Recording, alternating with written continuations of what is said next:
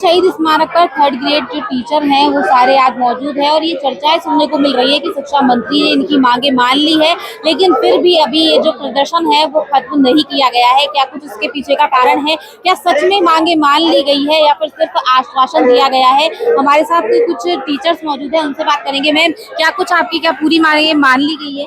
अभी तो जैसे हमारा प्रतिनिधिमंडल गया तो उन्होंने कहा कि शिक्षा मंत्री जी ने कहा कि 1 जनवरी से जो पॉलिसी है वह लागू कर दी जाएगी और उससे पहले जो है वो डीपीसी की जाएगी और उसके बाद में जैसे नया सत्र चालू होता है तो उससे पहले सब शिक्षकों के स्थानांतरण कर दिए जाएंगे। तो अभी लेकिन फिर भी ये बात हो रही है यहाँ पे कि अभी धरना प्रदर्शन खत्म नहीं करेंगे, अभी और चलेगा। ये इसके पीछे अभी इसके पीछे ये रीजन है कि अपने शिक्षा मंत्री जी ने कहा है कि मैं अपना प्रेस नोट जारी करूंगा कि जब तक शिक्षा मंत्री जी प्रेस नोट जारी नहीं करेंगे हम धरना स्थल पर ही उपस्थित रहेंगे। तो आपको विश्वास नहीं कि उन्होंने बोल दिया है लेकिन फिर भी आप अक्सर कई बार स्टेटमेंट्स में जो उनके परिवर्तन देखे जाते हैं, बदलाव देखे जाते हैं कि वो अपना जो स्टेटमेंट देते हैं उसे बदल जाते हैं, इसलिए अभी हमें इतना विश्वास नहीं है, इसलिए हम धरना स्थल पर ही उपस्थित रहेंगे। अभी आप कहाँ पे है? आप कहाँ की रहने वाली है, क्या नाम है और अभी आप?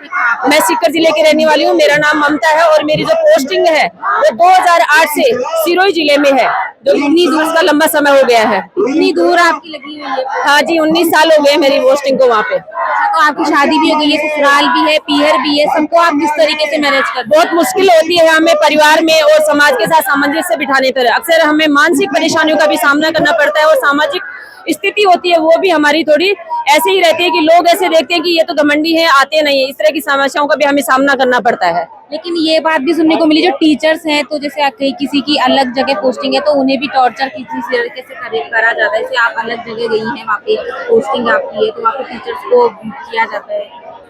टीचर्स को तो ये कहा जाता है कि भैया तुम्हारे नंबर, जैसे कल प्रतिनिधिमंडल मिला था शिक्षा मंत्री जी तो उन्होंने कहा था कि तुम्हारे नंबर कम है इसलिए दूसरे जिलों में आप पढ़े हुए। तो क्या फर्स्ट ग्रेड और सेकंड ग्रेड वालों के नंबर कम नहीं होते? उनको तो दूसरे जिले में पोस्टिंग हो जाती है और उनके तुरंत ट्रांसफर कर दिए जाते हैं। वैसा क्यों किया जाता है? थर्ड ग्रेड के साथ क्यों नहीं? वहाँ के बच्चे हैं कितने बड़े बड़े?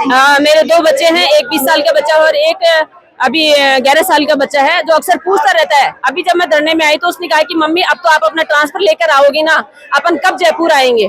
अच्छा, तो जब आप दूर रहते हैं, मतलब आप अलग रहती है, सिरोही आप अकेली रहती है? नहीं, मैं सिरोही वैसे तो मेरे बच्चों के साथ में ही रहती हूँ और सास और ससुर को भी मैं साथ में रखती हूँ। क्यों? क्योंकि उनकी जिम्मेदारी मेरे कंधों पर है, जो कि 80+ की उम्र में है। ठीक है मैम, आप क्या कहेंगी? मैं नीम का थाना से हूँ, भीलवाड़ा मेरी पोस्टिंग है।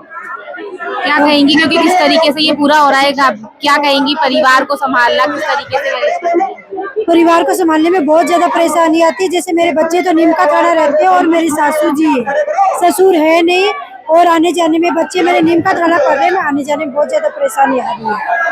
लेकिन ये जो शिक्षा मंत्री द्वारा ये भी कहा गया है कि जो असभ्य तरीके से जो महिला टीचर्स हैं वो उनके कपड़े पहनने का तरीका ठीक नहीं है और उन्होंने ये बात भी कही है कि अगर तबादले होते हैं, ट्रांसफर किए जाते हैं तो उनके पद जो है वो और नीचे कर दिए जाएंगे। उसको किस तरीके से? कपड़े भी तो कोई ऐसे कोई आए नहीं, कपड़े तो तरीके से पहनते हैं, बाकी क्या मालूम शिक्षा मंत्री क्यों बोल रहे हैं ऐसा। हाँ, देख सकते हैं आप दोस्तों किस तरीके से जो यहाँ पे तमाम सारी चर्चाएं हैं। शिक्षा मंत्री ने भी आश्वासन दिया है, लेकिन यहाँ पे टीचर्स का कहना है कि जब तक लिखित जो है पत्र नहीं दिया जाता है तब तक ये धरना प्रदर्शन खत्म नहीं होगा। देखने वाली बात होगी कि आगे जाकर ये जो धरना प्रदर्शन है वो क्या मोड़ लेता है और ऐसी अपडेट्स के लिए देखते रहिए द खबर।